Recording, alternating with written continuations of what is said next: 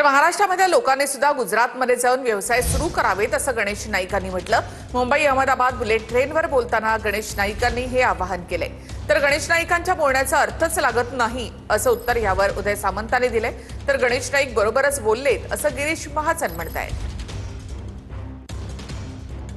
अण्णा बोला की साऊथला गेलो तर राजू नाना भविष्य काळामध्ये ही सगळी मी नावं घेतली। या बंदरांना उत्कृष्ट जेटी निर्माण केली जाईल आणि मुंबई पासून निघणाऱ्या प्रवासी बोटी या ठिकाणी येतील आणि वेळ पडले त्या बोटी गुजरात परत पण जातील।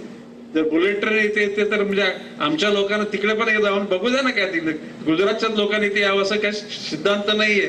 मराठी लोकांनी सुद्धा तिथे गेला पाहिजे, व्यापार उदीम केला पाहिजे आणि मराठी माणूस सुद्धा काही कमी नाही। त्याच्यामध्ये प्रोत्साहित करण्याकरता आपण सगळ्यांनी प्रयत्न केले पाहिजेत।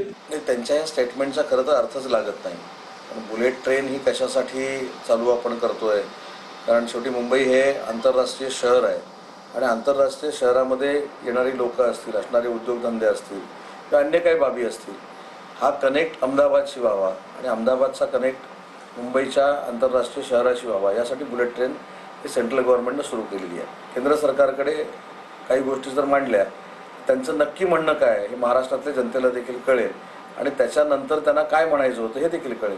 गणेश नाईकांनी एक आव्हान केलेलं आहे, बुलेट ट्रेन प्रकल्पाचा फायदा घेऊन गुजरातची लोक महाराष्ट्रात येतील, महाराष्ट्रातील लोकांनी देखील व्यापारासाठी गेलं पाहिजे तिकडे म्हणून असं आव्हान केलंय। काय वाईट काय चुकीचं आहे, बरोबर आहे।